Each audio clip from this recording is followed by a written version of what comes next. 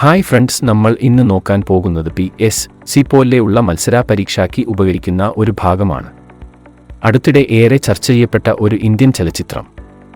ഈ അടുത്തിടെ ഗൂഗിളിൽ കൂടുതൽ ആളുകൾ തിരിഞ്ഞ ഒരു ഇന്ത്യൻ ചലച്ചിത്രമാണ് പായൽ കപാടിയ സംവിധാനം ചെയ്ത all we imagine as light എന്ന സിനിമ. ഈ സിനിമ 77ാമത്തെ കാൻ ഫിലിം ഫെസ്റ്റിവലിൽ 2024 ഗ്രാൻഡ് പ്രീ പുരസ്കാരത്തിന് അർഹമായി. ചിത്രത്തിലെ കേന്ദ്ര കഥാപാത്രങ്ങളെ അവതരിപ്പിച്ചത് മലയാളിയായ കനികുസൃതിയും ദിവ്യപ്രഭയും ആണ്. 30 വർഷത്തെ ഇടവേളയ്ക്ക് ശേഷം 77ാമത്തെ കാൻ ഫിലിം ഫെസ്റ്റിവലിൽ 2024 മികച്ച ചലച്ചിത്രത്തിനായുള്ള വിഭാഗത്തിൽ മത്സരിച്ച ഒരു ഇന്ത്യൻ ചലച്ചിത്രമാണ് all we imagine as light എന്ന സിനിമ. ഇതിനു മുൻപ് 1994 കാൻ ഫിലിം ഫെസ്റ്റിവലിൽ ആണ് ഷാജി എൻ കരുൺ സംവിധാനം ചെയ്ത സ്വാഹം എന്ന മലയാള ഭാഷ ചലച്ചിത്രം ആണ് കാൻ ഫിലിം ഫെസ്റ്റിവലിൽ മത്സര വിഭാഗത്തിൽ വന്ന ഇന്ത്യൻ സിനിമ.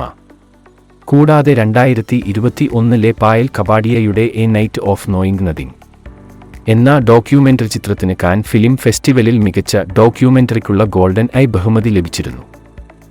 കനികുസൃതിയും ദിവ്യപ്രഭയും പുറമെ 77ാമത്തെ കാൻ ഫിലിം ഫെസ്റ്റിവലിൽ 2024 പുരസ്കാരത്തിന് അർഹനായവരാണ്. കാനിലെ അൺസേർട്ടൻ റീഗഡ് വിഭാഗത്തിൽ അനസൂയ സെൻഗുപ്ത മികച്ച നടിയായി തിരഞ്ഞെടുക്കപ്പെട്ടു. ഛായാഗ്രഹണ രംഗത്തെ സംഭാവനയ്ക്കുള്ള എക്സലൻസ് ഇൻ സിനിമാറ്റോഗ്രാഫി ബഹുമതി ഛായാഗ്രാഹകൻ സന്തോഷ് ശിവൻ ലഭിച്ചു.